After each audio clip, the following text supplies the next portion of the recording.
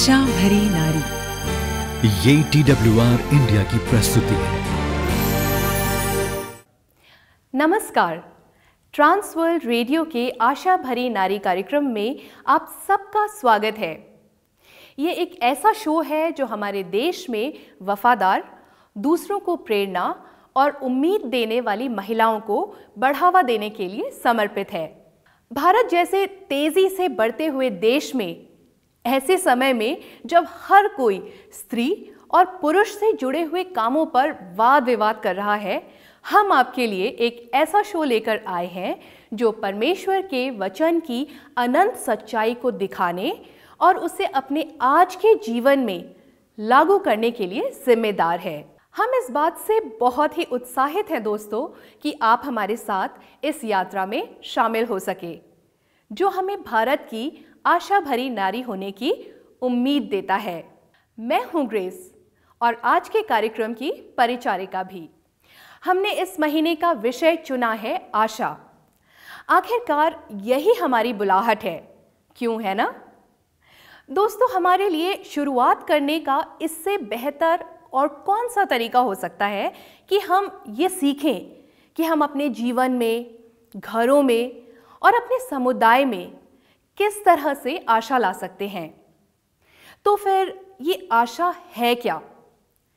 क्या ये सिर्फ एक अंधविश्वास है कि हमें अच्छी चीज़ें मिलती ही रहेंगी, या क्या एक ये सिर्फ उम्मीद है कि किसी ना किसी तरह से हमारा भविष्य ठीक होगा? किसी ने कहा है, हम हर रात सोते तो हैं पर हमें ये उम्मीद नहीं होती कि हम अगले दिन जिंदा उठेंगे भी या नहीं, पर फिर भी हम अलार्म लगा लेते हैं। जी हाँ, यही है आशा। अगले कुछ हफ्तों में हम इसी आशा के बारे में जानेंगे और शायद अपने आप को भी खोजेंगे। बहनों, क्या आपको लगता है कि हम आशा में जीते हैं? क्या हम हर दिन अपने संपर्क में आने वाले लोगों के जीवन में आशा बिखेरते हैं? आइए हम एक ऐसी आशा के साथ शुरुआत करें। जैसे मैंने कहा, आज का हमारा विषय आशावादी या आशा पूर्ण होना है। तो आइए मैं आपसे कुछ प्रश्न पूछती हूं। क्या आप एक आशावादी या निराशावादी हैं? आप आशावादी या निराशावादी को कैसे समझाएंगे? ये आपके जीवन पर क्या असर डालता है? इसका आपके दिन पर कैसा असर पड़ता है? क्या आपको कोई ऐसा समय याद है जब आपको आशावादी होना मुश्किल लग रहा था? क्या उस हालात में आपके आशावादी होने ने आपकी मदद की?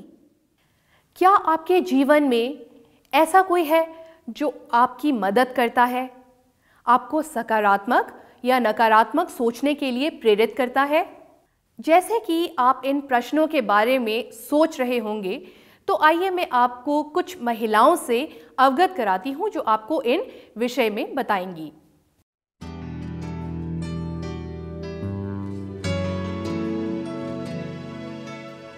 सबसे पहले मैं इस प्रश्न के दूसरे भाग का उत्तर देना चाहूंगी कि आशावाद और निराशावाद से मैं क्या समझती हूँ। आशावाद एक ऐसी मानसिक स्थिति है जहां हम हर परिस्थिति में यह विश्वास करते हैं कि हमारे संग जो कुछ भी होगा वो अच्छा ही होगा, और यदि हम कठिन परिस्थिति से गुजर भी रहे हो, यदि कोई परेशानी, कोई तकलीफ हम पर आ भी गई हो, तो भी हम अपने मन में और अपने विचारों में सकारात्मक बने रहते हैं और ये विश्वास करते हैं कि अगर परिस्थिति कठिन भी है तो भी हम इससे पार हो जाएंगे।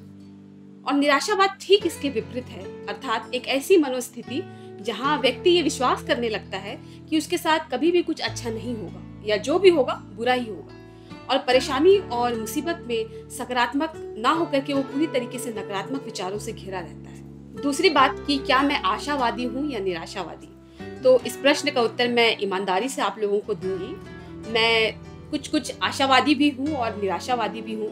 बेशक हम सब के जीवन में कठिन परिस्थितियाँ आती हैं, समस्याएं आती हैं और मैं भी निराशा में गिरती हूँ, परंतु एक चीज़ जो मैंने हमेशा अपने लिए तय कर रखी है कि कभी भी लंबे समय तक निराशा में बने नहीं रहना है। हमेशा अपने आप को मैं परमेश्वर के वचन से तसल्ली देती हूँ, आशा देती हूँ कि प्रभु आप मुझे इस निराशा की स्थिति से निकालकर आशा की ओर लेकर चले।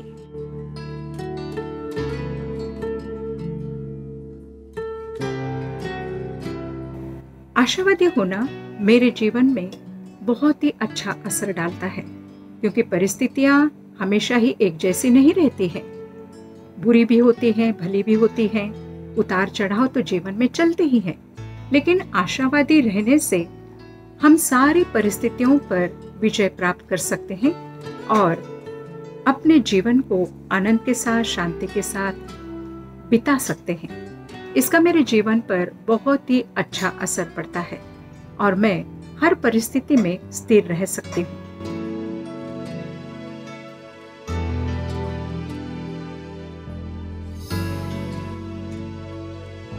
ऐसे बहुत से अनुभव होते हैं हमारे जीवन में, पर एक घटना मुझे याद आती है।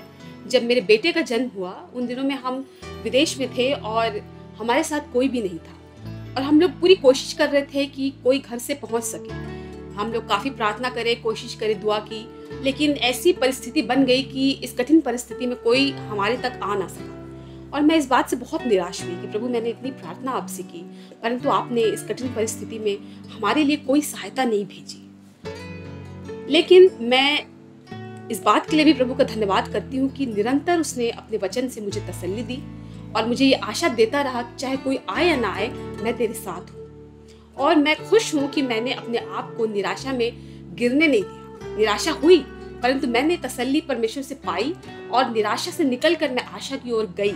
और मैं सोचती हूँ कि ये मेरे जीवन का सबसे उत्तम निर्णय था कि मैं निराशा में पड़ी नहीं रही, परंतु मैंने आशा को पकड़ा और प्रभु ने हमको उस स्थिति से निकाला।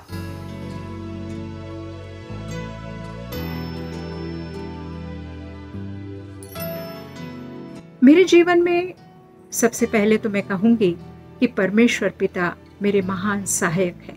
जब मैं प्रार्थना में उनके पास जाती हूँ, उनसे सारी परिस्थिति शेयर करती हूँ, बताती हूँ, तब वो मेरी सहायता करते हैं और मुझे उम्मीद से भर देते हैं। और दूसरी ओर मेरे पति हैं, मेरी बेटी, मेरा बेटा और बहू, ये लोग सब जब मैं नकारात्मक हो जाती हूँ या निराशावादी बन जाती हूँ, तो ये लोग मुझे सतर्क करते हैं और कहते हैं कि आपने ऐसे नहीं सोचना चाहिए, आपने सकारात्मक रूप से सोचना चाहिए। और उस समय उनकी सहायता मुझे प्राप्त होती है और मैं निराशावादी ना बनते हुए आशावादी बन जाती हूँ। हम सबको आशा की जरूरत है दोस्तों। संसार आशा की खोज कर रहा है।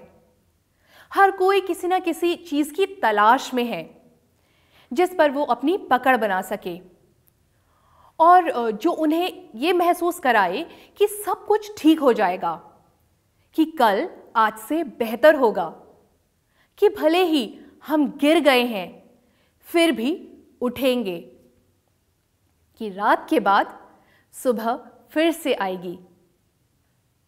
भविष्य की आशा रखना हर इंसान की बुनियादी जरूरत है। जब आशा नहीं होती है तो जीवन एकदम टूट सा जाता है, धीमा हो जाता है और बिगड़ जाता है। अपने खुद के जीवन के बारे में सोचें। मुझे यकीन है कि आपको वे समय याद होंगे जब आप अपने परिवार या अपनी आर्थिक हालात या अपने विवाह के बारे में आशाहीन हो गए होंगे। शायद आपको याद है कि कोई उम्मीद न होने पर कैसा लगता है।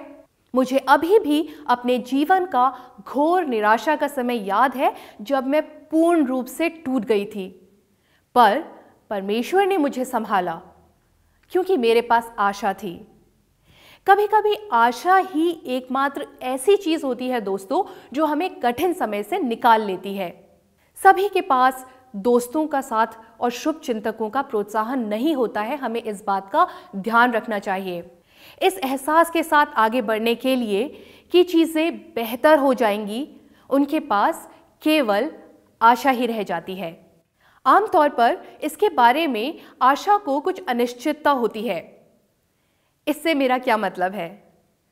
उदाहरण के लिए आपको अपने काम में तरक्की मिलने की उम्मीद है, तो हो सकता है कि ऐसा ना हो। आमतौर पर हम ऐसा चाहते हैं। तरक्की की उम्मीद करना हमें काम करने के लिए जोश और शक्ति देती है, पर यह पक्का नहीं होता कि हमें तरक्की मिलेगी या नहीं। आज हमारे साथ रोज हैं जो हमें एक अलग तरह की आशा के बारे में बताएंगी।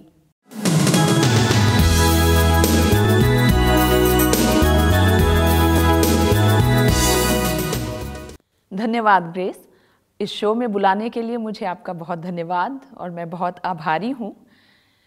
इस महीने हम एक बहुत ही अनोखे विषय पर चर्चा कर रहे हैं। मैं वास्तव में बहुत ही उत्तेजित हूँ कि हम आज आपका परिचय एक ऐसी आशा से करा सकते हैं जो निश्चित और पक्की है। इसके कोई भी संदेह या चिंता नहीं है। यह एक विश्वासपूर्ण आशा है। बाइबल इसी तरह की आशा की बात करती है। हमें इसे पूरी तरह से समझने में मदद करने के लिए मैं एक चरखे का इस्तेमाल करने जा रही हूँ। मुझे यकीन है कि हम सब ने बचपन में या हमारे बच्चों ने इसके साथ ज़रूर खेला होगा। मुझे लगता है कि ये चरखा उस बात को स्पष्ट रूप से दिखाएगा जिसे हम आज समझाने जा रहे हैं। ग्रेस, इस चरखे पर मैंने कुछ ऐसी चीज़ें लगाई हैं जिनकी आपको या मुझे उम्मीद हो सकती है, जैसे वेतन वृद्धि, पदोन्नति, खुशी और स्वास्थ्य। हमें ये उम्मीदें होती हैं ना? हाँ बिल्कुल। आइए अब ये करके देखते हैं। क्या आप इन दी हुई चीज़ों में से किसी चीज़ को चुनना चाहेंगी जिसकी आपको उम्मीद हो?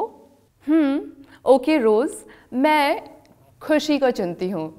ओके, बहुत अच्छा चुनाव है ग्रेस। अब जब मैं इस चरखे को घुमाऊंगी तो इस बात की कितनी संभावना है कि यह आकर खुशी पर ही रुकेगा? मुझे नहीं पता, पर मैं एक आशावादी स्त्री हूँ। चलिए अब आप इसे घुमाएं।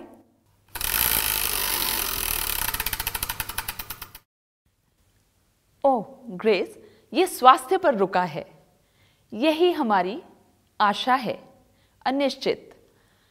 हमें हमेशा वह नहीं मिलता जिसकी हम आशा करते हैं, पर हम जिसकी आशा की बात कर रहे हैं वह किस तरह की आशा है? वह एक निश्चित आशा है।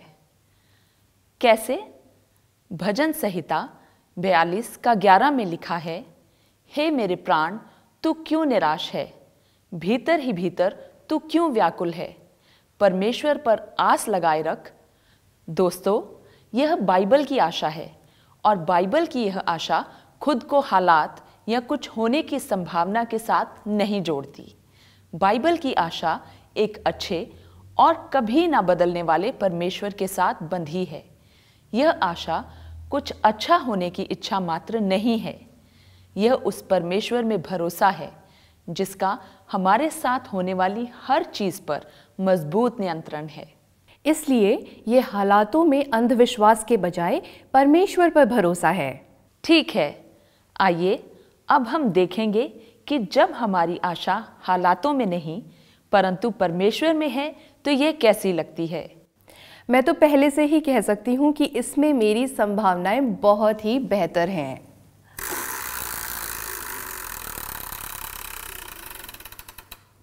ग्रेस, हम चरखे को कितनी भी बार घुमाएं, पर यह परमेश्वर अच्छा है पर ही रुकेगा।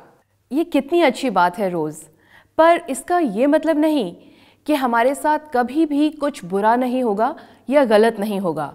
नहीं ग्रेस, बिल्कुल नहीं। दरअसल यहीं पर हम परमेश्वर में आशा का मतलब गलत समझते हैं। इस विषय पर मैं अपना अनुभव आपके साथ बांटना चाहती हूँ। ज़रूर, मैं और हमारे दर्शक आपकी गवाही सुनना चाहेंगे, लेकिन एक छोटे से ब्रेक के बाद।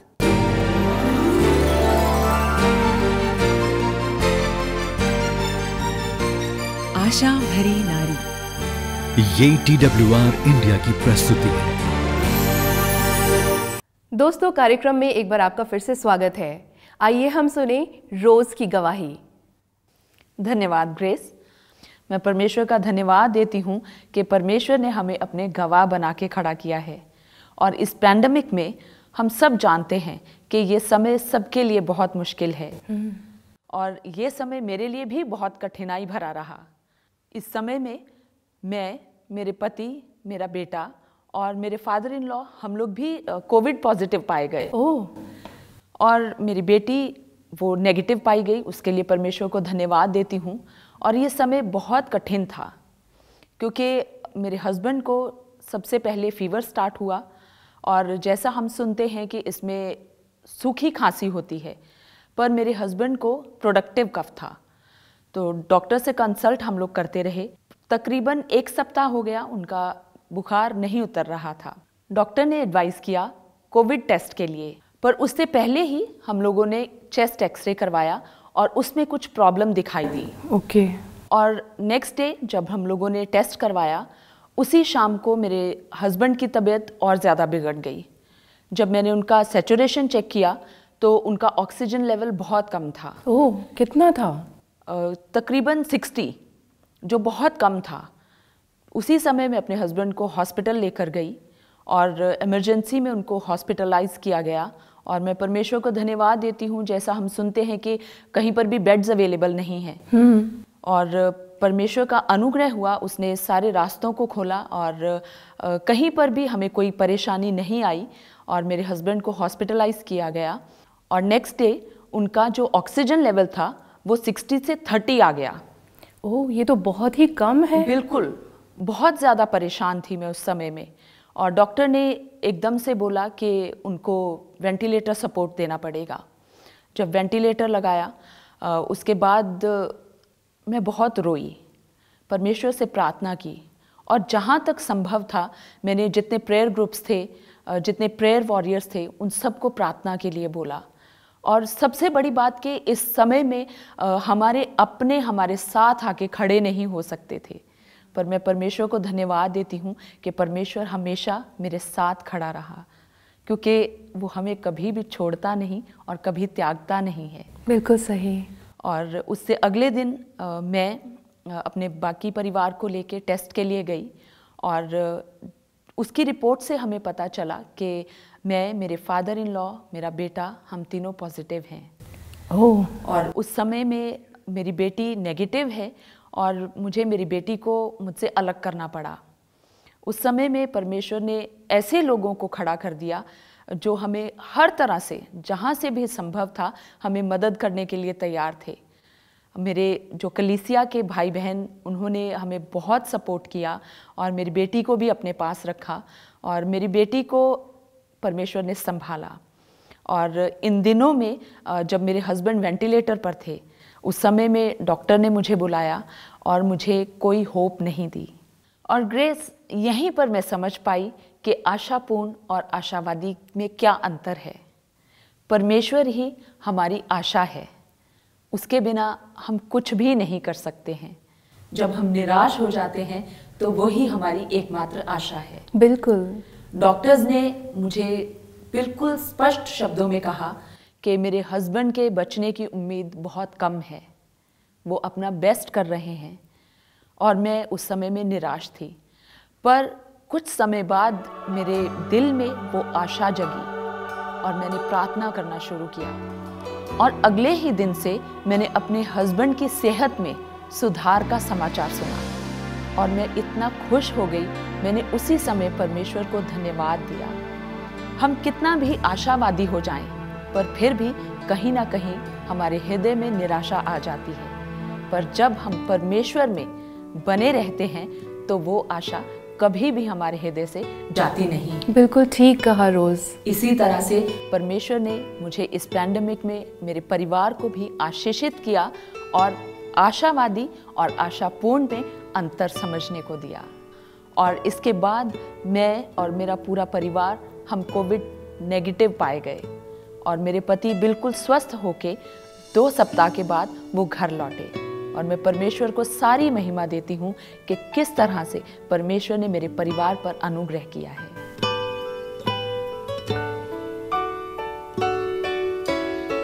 रोज, सच में आपकी गवाही बहुत ही प्रभावशाली है।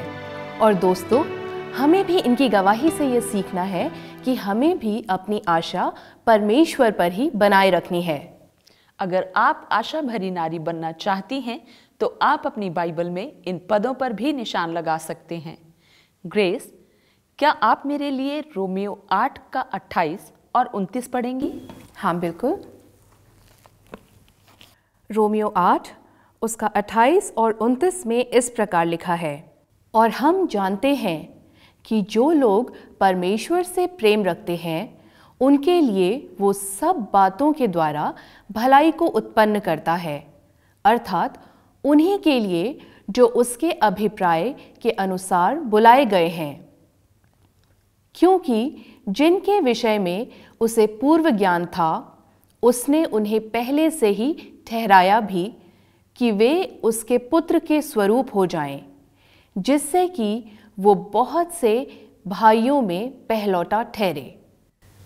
अब ध्यान दें, बाइबल कहती है सब बातों में, कुछ बातों में या ज्यादा बातों में नहीं, पर सब बातों में परमेश्वर उन सब के लिए भलाई को उत्पन्न करता है जो परमेश्वर से प्रेम रखते हैं और उसके अभिप्राय के अनुसार बुलाए गए हैं। यह अभिप्राय क्या है? यह अभिप्राय है कि हम उसके पुत्र के स्वरूप हो जाएं। परमेश्वर चाहता है कि हर एक व्यक्ति जो उससे प्रेम करता है और जिसने उसे अपना जीवन दे दिया है, वह उसके पुत्र यीशु मसीह के स्वरूप हो जाएं। हम सभी के लिए यही उसका महान और अच्छा अभिप्राय है। वाह, ये कितना अच्छा आश्वासन है। अगर हमारे पास ये आश्वासन है तो क्या कुछ भी चीज़ ऐसी है जो हमें निराश कर सकती है या हमें उदास कर सकती है? परमेश्वर न केवल हमसे ये वादा करता है कि हमारे साथ सब कुछ अच्छा होगा, दोस्तों वो हमसे ये भी वादा करता है कि अगर कुछ भी मुश्किल है तो उसका सामना करने के लिए वो हमें शक्ति भी देगा। अब आप यशाया 40 उसका 30 और 31 देखें। तरुण तो थकते और श्रमित हो जाते हैं और जवान ठोकर खाकर गिरते हैं, परंतु जो यहोवा की बाट जोहते हैं वे नया बल प्राप्त करते जाएंगे। वे उकाबों के समान पंख फैलाकर ऊंचाई पर उड़ेंगे। वे दौड़ेंगे और श्रमित ना होंगे। वे चलेंगे पर थकेंगे नहीं। क्या आप अंदाज़ा लगा सकते हैं, पत्नियां, माताएं और कामकाजी महिलाएं, हम सब जानते हैं कि थकना क्या होता है और हम में से कुछ वे सब करके थक जाते हैं जो हमें करना पड़ता है और हमें बहुत कुछ सहन भी करना होता है। पर हर एक स्त्री के लिए जो अपनी आशा परमेश्वर पर रखती है एक शक्ति है। ये कोई साधारण शक्ति नहीं है दोस्तों, बल्कि ये एक अलौकिक शक्ति है। ये खुद परमेश्वर से मिलने वाली शक्ति है और ये एक जवान व्यक्ति की शक्ति से परे है। एक ऐसी शक्ति जो कभी खत्म नहीं होती। एक अच्छे और कभी न बदलने वाले परमेश्वर के ये कितने अनोखे वादे हैं। धन्यवाद रोज, हमारे साथ आज इन विचारों को बांटने के लिए। धन्यवाद ग्रेस, आपने भी इस शो पे मुझे आमंत्रित किया।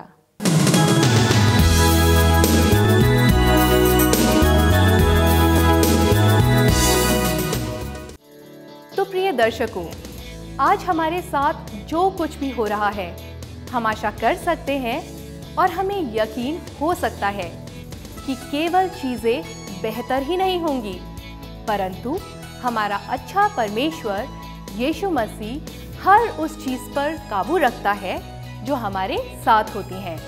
हम में से कुछ लोग सोच रहे होंगे कि मेरे बारे में क्या, क्योंकि आपने तो बताया है कि परमेश्वर के पास उन सब लोगों के लिए एक अभिप्राय है जो उनसे प्रेम करते हैं। तो इसी प्रश्न का उत्तर जानने के लिए आप हमसे अगले हफ्ते फिर मिलें। आज के लिए मैं आपको इस सुंदर गाने के साथ अलविदा कहती हूँ। परमेश्वर आपको आशीष दे।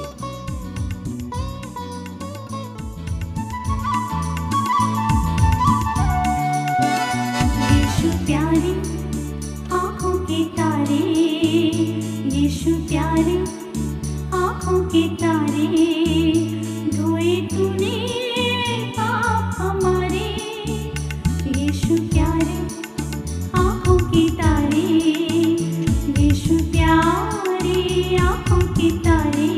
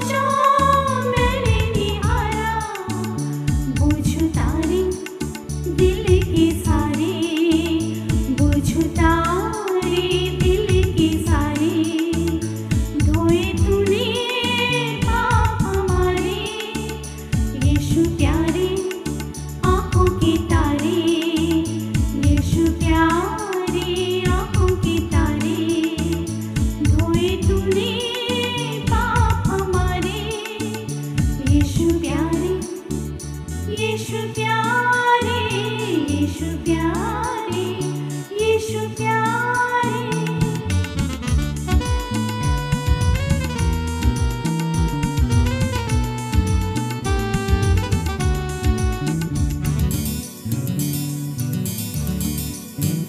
दीप में मेरे जलाना, हर दिन मुझको नया बनाना। जो गिर जाऊं दीना सहारे, जो गिर जाऊं दीना सहारे। धोए तूने पाप हमारे, यीशु प्यारे आँखों के तारे, यीशु प्यारे आँखों के तारे। धोए तूने पाप हमारे, यीशु प्यारे, यीशु प्यारे, यीशु प्यारे, यीशु प्यारे।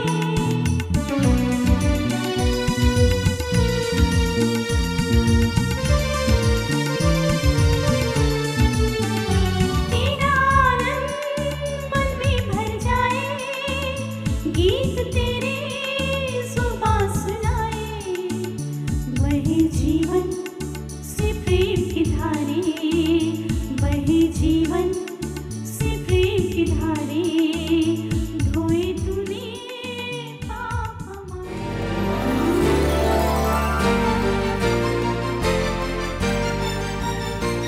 आशा भरी नारी, ये TWR इंडिया की प्रस्तुति है।